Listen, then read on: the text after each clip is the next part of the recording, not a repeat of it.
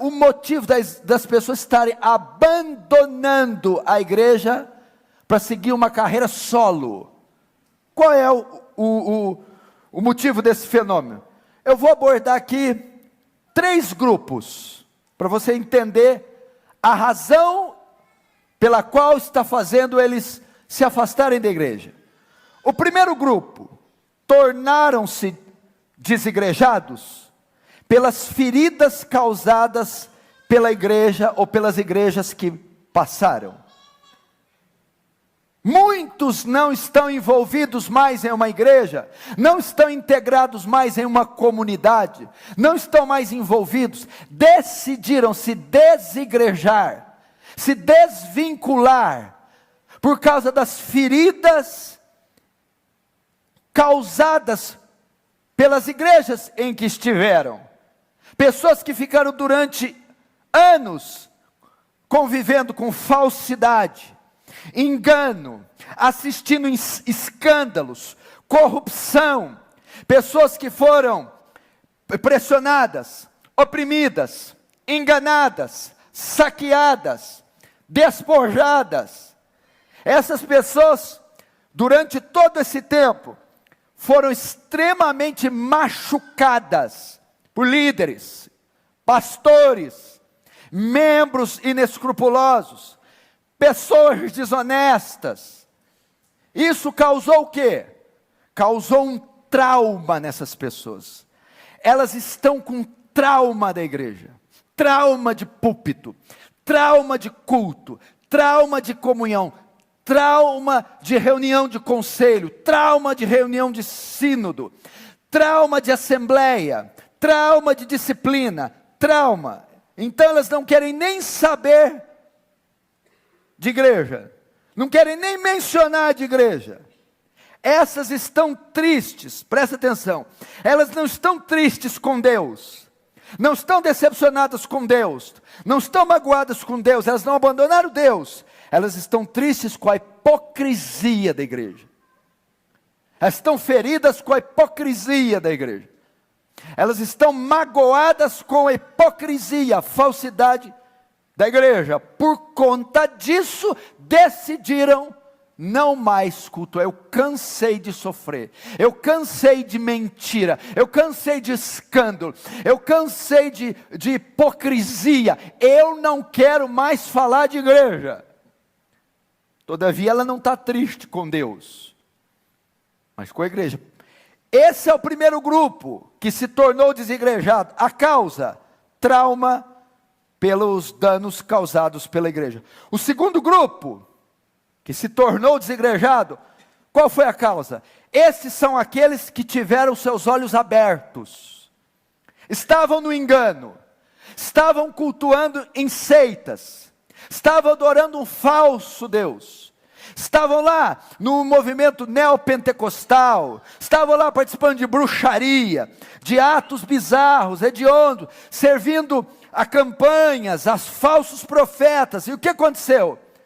Pela internet, assistindo sermões, assistindo pregadores expositivos, John MacArthur, Paul Washer, Joel Bick, Hernandes, lendo livros, Martin Lloyd Jones, John Owen, Richard Baxter, Charles Spurgeon, lendo as escrituras, porque tem esse negócio, né? A nossa Bíblia, a única diferença de nós do católico, é que a do católico fica aberta no Salmo 90, a nós nem aberta fica fechada.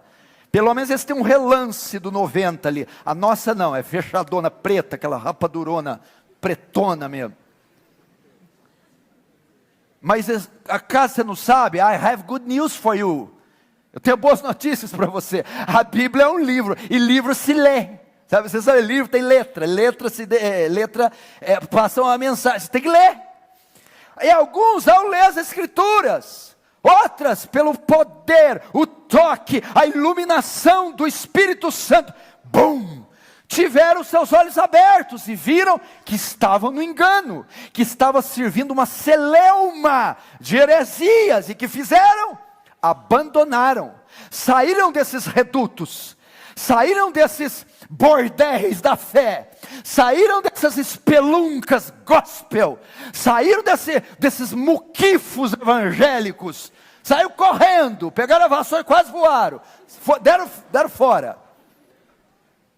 E por que se tornaram desigrejados? Ao se deparar com a verdade, querido, porque o dia que você lê David Martyn Lloyd Jones, o dia que você lê Charles Haddon Spurgeon, o dia que você lê John Noe, o dia que você lê Jonathan Edwards, e você estiver fazendo parte desse circo, você vai ter um choque. Essas pessoas tiveram um choque. Aí sabe o que elas fizeram? Abandonaram essas igrejas. E o que aconteceu? Eles passaram por várias igrejas, na tentativa de encontrar uma denominação bíblica. Esses são honestos, transparentes, mas às vezes, a situação geográfica dele não permitiu, ele não conseguiu uma igreja bíblica. Tem regiões, acredito você ou não, cidades, vilarejos, municípios, estados, que você não encontra uma igreja saudável, meu querido. E até alguma histórica. Você vai no culto, tem mais mosca do que gente no culto. E quando vai, começa a bocejar e dormir. E a membresia, o mais novo, tem 83 anos. Que ninguém aguenta o negócio. Está cantando. Mais que a neve. Não dá. E esses decidiram em quê? Já que não tem uma igreja, vou cultuar em casa, vou assistir sermão, vou comprar livro, vou tentar fazer culto familiar. O segundo grupo é por falta, se tornou desigrejado por falta de encontrar uma igreja saudável. Esse é honesto, sincero, ele procurou, mas às vezes as circunstâncias não me permitiram. Em razão disso, prefere ficar em casa, orar, ler a sua Bíblia. Esses são sinceros e honestos, mas às vezes não encontram igrejas na sua cidade. O terceiro grupo, por que se tornou desigrejado? Esse é o mais perigoso. Esse já não é aquele que está frustrado, decepcionado, é um movimento organizado.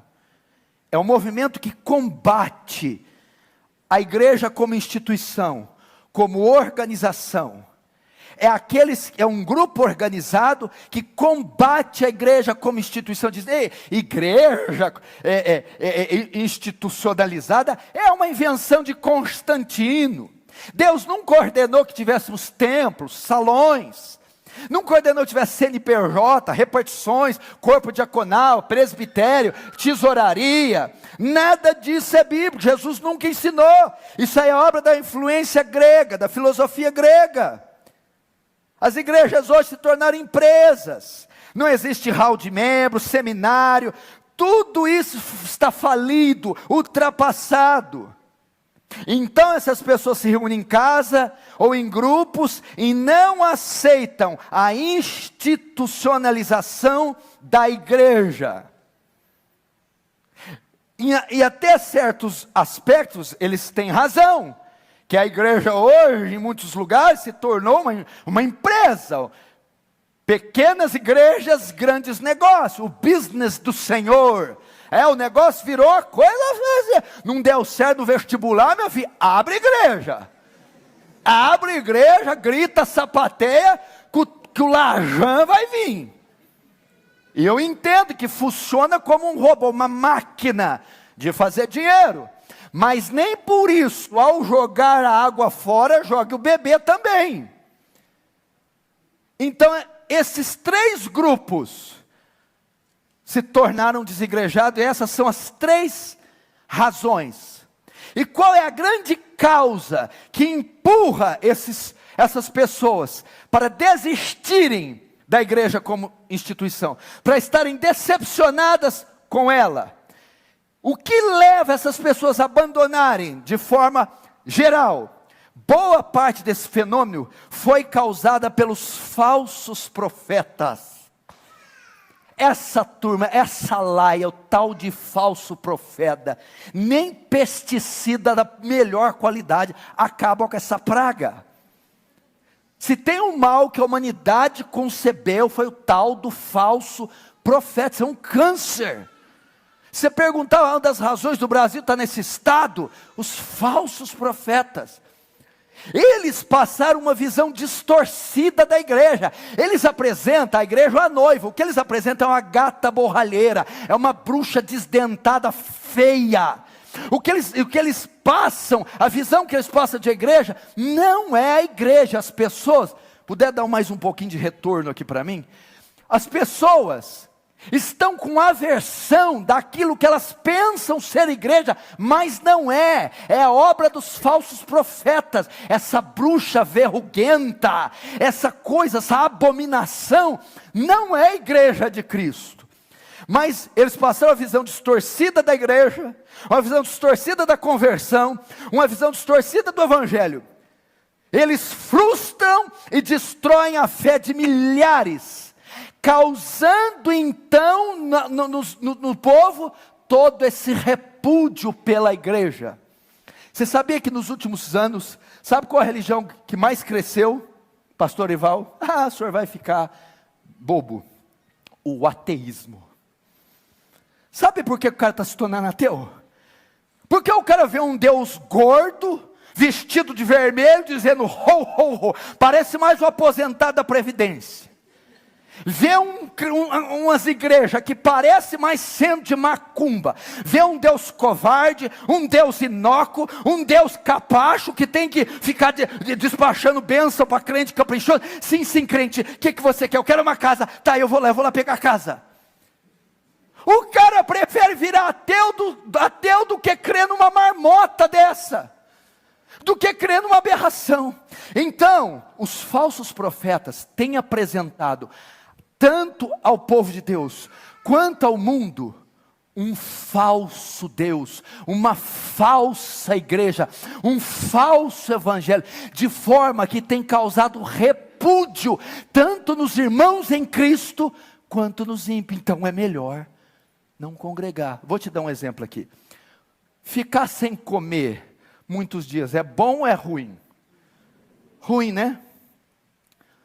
Ficar sem comer é ruim, não é? 20 dias sem comer é ruim? Qual é pior? Ficar sem comer ou comer lixo? Qual é pior? Então, muitos, na ansiedade, na tentativa de não comer o lixo, estão preferindo ficar sem comer. Desigrejados. É melhor ficar sem igreja, não comer nada, do que ir lá e comer lixo, veneno. Então até aí eu concordo. Agora, qual é a resposta bíblica para esse formato de cristianismo? Os desigrejados.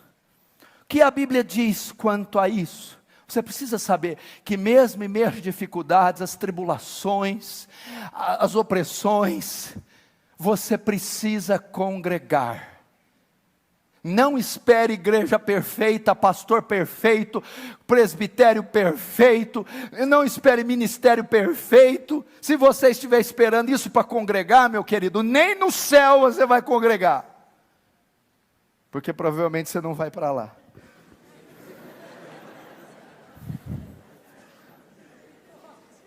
A Bíblia ordena congregar, e a Bíblia proíbe o desigrejar. É o texto que eu abri, Hebreus 10, 25. Irmãos, não deixem de congregar. A Bíblia ordena congregar. Para quê? Qual a finalidade? Antes façamos admoestações, encorajemos uns aos outros. O desejo do escritor é dizer, é na congregação que vocês se reúnem para adoração mútua. Congreguem para adoração mútua, congreguem para edificação mútua, congreguem para exortarmos uns aos outros, congreguem para advertirmos uns aos outros do pecado. Então a Bíblia ordena congregar, é uma ordem. O que é congregar? O que quer dizer a palavra igreja? Assembleia, reunião, congregação, é isso que quer dizer a palavra igreja. Jesus morreu pela igreja, comprou com seu sangue a igreja, e Ele ordena que nós nos reunamos como igreja. Por que a igreja tem que estar unida? Por que deve haver igreja? Por que eu tenho que congregar? Porque Deus quer receber uma adoração coletiva. Deus não recebe a adoração do braço, Deus recebe a adoração do corpo. Deus não recebe a adoração do olho, Deus recebe a adoração do corpo. Deus não recebe a adoração do joelho, Deus recebe a adoração do corpo. Ou seja, Deus não quer adoração individual, Ele quer coletiva. Por que Ele manda congregar? Para edificação mútua, para que edifiquemos uns aos outros, para que tenhamos comunhão uns com os outros. Para que devemos edificar? Para exortar um ao outro, e também para advertir um ou outro do pecado. Então a Bíblia ordena congregar. A Bíblia fala que a igreja do Novo Testamento era organizada. O fenômeno dos desigrejados diz que nunca houve igreja organizada, que o negócio era assim, cada um por si e Deus por ninguém. Quer dizer, é mais ou menos assim. Eles não entenderam, porque o dito é cada um por si e Deus por todos. Conversa, cada um por si e Deus por ninguém. Essa que é a verdade. Atos 2,42, olha só. E perseveravam na doutrina dos apóstolos, e na comunhão, e no partir do pão. Efésios 2,20, edificado sobre o fundamento dos apóstolos e profetas, sendo ele mesmo Cristo, Jesus, a pedra angular. Atos 1,8, portanto, ide pregar, recebereis poder, serei meu testemunho. Jerusalém, Judeia, Samaria, até os confins da terra. Ou seja, a igreja estava fundada sobre a pedra angular, Cristo. Mas ela era dirigida pela doutrina dos apóstolos, ela é organizada, ela tinha princípio, ela tinha regra. Quando ele mandou ele sair, diz, ó, primeiro Jerusalém, Judeia, tinha um programa, tinha uma ordem. Eu vou fazer o que eu quero, ir onde que eu quero. Não, Deus deixou um corpo apostólico, Deus deixou fundamentos, Cristo deixou bases, de modo que Ele constituiu bispos, presbíteros, para organizar, dirigir a igreja. Então ela era, primeiro, fundamentada na doutrina dos apóstolos, organizada. Jesus disse exatamente passo a passo como eles deveriam fazer. Estava edificada sobre o fundamento dos profetas e apóstolos. Então dizer que o Espírito Santo veio e cada um fez o que quis, não. Era organizada e ela era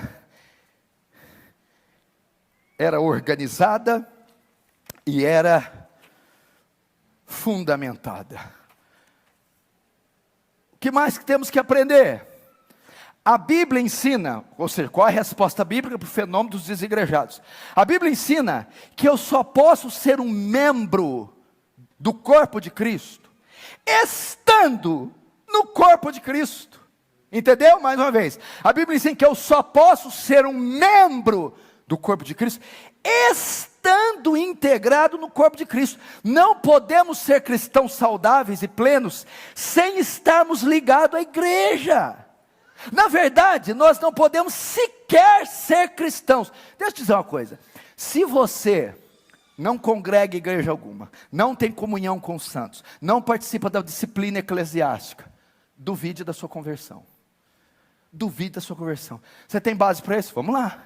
1 Coríntios 12, presta atenção. A Bíblia ensina que eu só posso ser membro do corpo de Cristo, estando integrado no corpo.